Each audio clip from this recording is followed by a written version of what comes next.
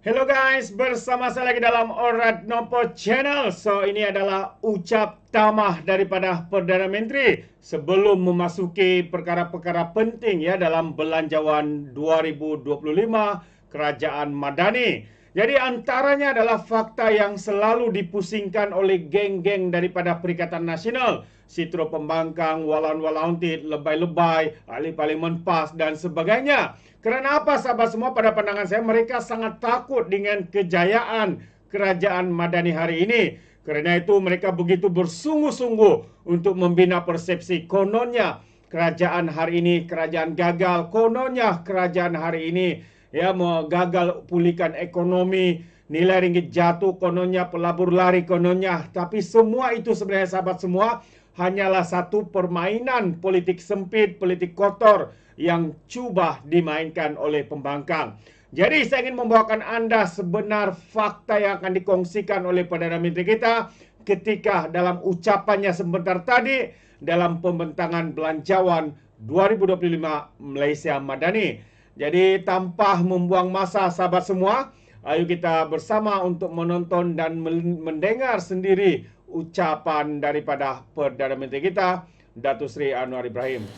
Mereka mengusulkan reformasi sistem ekonomi agar membasmi kemiskinan dan mengurangkan kesenjangan. Dan ini bukan perkara baru. Sebab itu kita perlu kesepakatan semua pihak untuk terima kenyataan. Kerana dari negarawan Rom sendiri, Cicero, Marcus Tullius Cicero menyatakan, prosperity demands of us more prudence and moderation than adversity.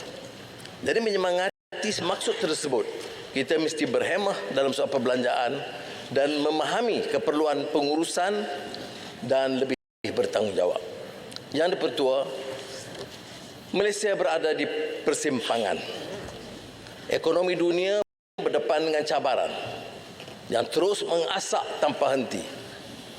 Tapi dasar dan kebijakan yang telah kita gerakkan dapat menarik pelaburan besar dan strategik dan menjamin kemakmuran jangka panjang.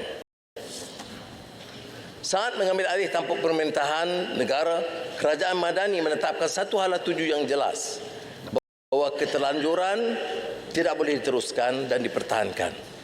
Prinsip tata kelola yang baik, good governance, mesti terus mengakar dan disemarakkan. Maka ini yang dibentang dan dihamparkan hari ini bukan hanya belanjawan Kementerian Keuangan atau kerajaan semata, tetapi adalah belanjawan rakyat dan negara Malaysia. Justru saya ingin merangkul seluruh kekuatan rakyat. Negara harus dikenali dengan contoh tata kelola yang baik, dengan nilai dan tidak menggunakan kuasa untuk menjaga lingkungan.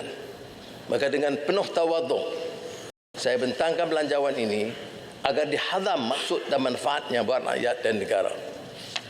Meskipun ekonomi dunia serba galau, hiruk pikuk geopolitik tidak berkesudahan, kedudukan ekonomi negara kalis tantangan dan terus mengukuh. Pertumbuhan ekonomi suku kedua 2024 mencapai 5.9% ketimbang 4.2% suku pertama. Pengangguran setakat Ogos 2024 menurun kepada 3.2%, kadar terendah sejak Januari 2020 pada period sebelumnya. Saya ucap tahniah kepada semua rakan-rakan Jemaah Menteri dan pegawai-pegawai dalam dan di luar negara yang bekerja bertukus lumus membantu mengangkat martabat ekonomi negara. Kita berjaya mengukuhkan ringgit kepada 14.4% ketimbang dolar Amerika dalam suku ketiga 2024, pencapaian terbaik sejak tahun 1973. Nilai pasaran equity domestik mencecah angka tertinggi melepasi 2 trilion ringgit selain indeks bursa FBM KLCI kembali melepasi 1,600 mata.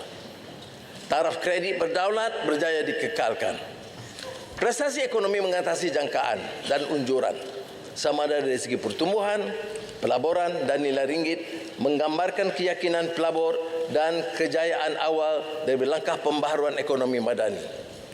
Dengan itu, KDNK 2024 diunjur lebih kukuh antara 4.8 hingga 5.3% ketimbang 4 ke 5% sebelumnya. Tahun depan kita yakin ekonomi berkembang, insya-Allah kukuh antara 4.5 hingga 5.5%. Didukung langkah strategi belanjawan madani ketiga 2025. Tidak dimungkiri kenyataan bahawa kejayaan ini selain dari perkembangan serantau dan dasar fiskal. Namun kita tidak boleh khayal dengan kejayaan-kejayaan ini seandainya menyimpang daripada komitmen atau iltizam kepada agenda perubahan dan reformasi. Budaya selesa, culture of complacency, mudah terbuai dengan pujian mesti dihentikan. Belanjawan madani ketiga justru itu akan menghimbau perihal menerusi ekonomi madani, perihal mengislah lebih tegas, perihal menghapus karenah birokrasi, perihal menaikkan gaji dan pendapatan, dan perihal menangani kos sara hidup. Walhasil segala ikhtiar yang dibentang hari ini adalah untuk menyusul setiap penanda aras ekonomi madani dengan 3 tumpuan, iaitu membugar ekonomi, menjana pertumbuhan dan mensejahtera rakyat. Bagi menjamin perubahan, tekad reformasi yang dianjurkan mesti terpasak kemas dengan keyakinan bahawa ia mesti diperhebat dengan mencakup langkah-langkah pembaharuan fiskal yang lebih segar dan agresif, memungkinkan rombakan institusi, meningkat tahap keupayaan dan ketangkasan serta mutu perkhidmatan kepada rakyat. Justru itu, Akta Kewangan Awam dan Tanggungjawab Fiskal FRA telah menetapkan penanda aras yang jelas terkait pengurusan hutang dan defisit fiskal. Hutang akan terus meningkat selagi tidak dikurangkan defisit. Maka langkah-langkah tegas dan berperingkat telah diambil oleh kerajaan bagi mengurangkan kadar defisit secara konsisten daripada 5.5% 2022 kepada 5% 2023, seterusnya anggaran 4.3% 2024 dan unjuran 3.8% 2025. Atau dengan arti kata lain, yang banyak mengelirukan tentang jumlah hutang. Hutang terkumpul, hutang lama. Hutang baru, itu yang kita kurangkan. Saya terjanjikan kita tidak akan menambah hutang. So, dengar baik-baik. Yang saya sebut ialah tahun 2022 kerajaan berhutang 100 bilion ringgit. 2023 kita kurangkan ke 90 bilion ringgit. Tahun 2024 dianggap dikurangkan kepada 85 bilion ringgit dan unjuran untuk tahun depan 2025 dari 100 bilion kita kurangkan ke 80 bilion ringgit. Ini maknanya pengurangan hutang yang jelas dan bertanggungjawab. Dan ini bermakna apabila dapat dikurangkan kadar defisit dan pinjaman baru secara berperingkat setiap tahun membolehkan kita mencapai jangka sederhana FRA, iaitu defisit fiskal pada 3% dan paras hutang di bawah 60% KDNK. Pada tahun ini, kutipan hasil diunjur semula lebih tinggi daripada unjuran awal kepada 322 bilion ringgit ketimbang 308 bilion. Kerajaan juga menjangkakan kutipan hasil tahun 2025 terus meninggi kepada 340 bilion ringgit. Maka kita bersyukur dan terima kasih kepada custom dalam LHDN. Tapi kita bersyukur peningkatan hasil yang nyata. Kendati pun begitu, asas hasil masih rendah.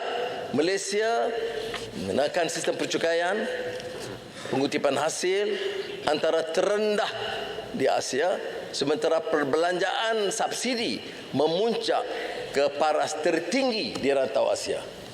Kita harus menangani kemelut ini. Asas cukai perlu diperluas. Cukai yang dipungut masih terendah. Saya sebut tadi, yakni 12.6% kepada KDNK pada tahun 2023 ketimbang Thailand 16.1%, Filipina 14.1% dan Singapura 13.7%. Kita menanggung subsidi, insentif dan bantuan kepada rakyat mencecah 80 bilion ringgit tahun lalu. Subsidi dan bantuan kepada rakyat mencecah 80 bilion ringgit. Dia tidak jadi masalah. Masalahnya ialah bila dinikmati oleh golongan maha kaya dan warga asing. Dari 80 bilion itu, sebahagiannya dimanfaat oleh maha kaya dan orang warga asing. Dan ini harus diluruskan. Arakian, reformasi fiskal tahun depan akan lebih agresif mencakup peluasan hasil cukai secara progresif dan penyasaran subsidi kepada majoriti rakyat yang memerlukan. Penambahan dan penambahbaikan cukai jualan dan cukai perkhidmatan. Maka bagi maksud menambah hasil dan meluaskan asas pencukaian, maka cukai jualan dan cukai perkhidmatan SST akan dilaksanakan lebih progresif tetapi tidak membebankan rakyat awam. Cukai jualan tidak akan dikenakan ke atas barangan makanan asas yang digunakan oleh rakyat. Cukai jualan akan dikenakan ke atas barangan bukan keperluan asas seperti barang premium yang diimport, ikan salmon, avocado yang ramai yang bawa mat belah sini belah sana makan. Nah, ini harganya akan lebih tinggi bila kita laksanakan. Skop cukai perkhidmatan akan diperluaskan meliputi perkhidmatan komersial antara perniagaan seperti perkhidmatan kewangan berasaskan fee. Bagi memastikan kelangsungan perniagaan, kerajaan akan melaksanakan sesi libat urus dengan semua pihak berkepentingan dan industri berkaitan sebelum mengutamatkan skop peluasan dan kadar cukai yang dikenakan.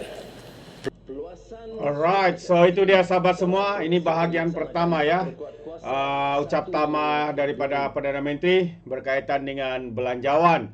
Ya, belum masuk bajet-bajet yang lain lagi. Tapi apa yang saya ingin sampaikan di sini sebenarnya bahawa pembangkang seringkali mengatakan ekonomi kita gagal, merundum, kerajaan gagal kawal, meningkatkan ekonomi kita ya dan sebagainya.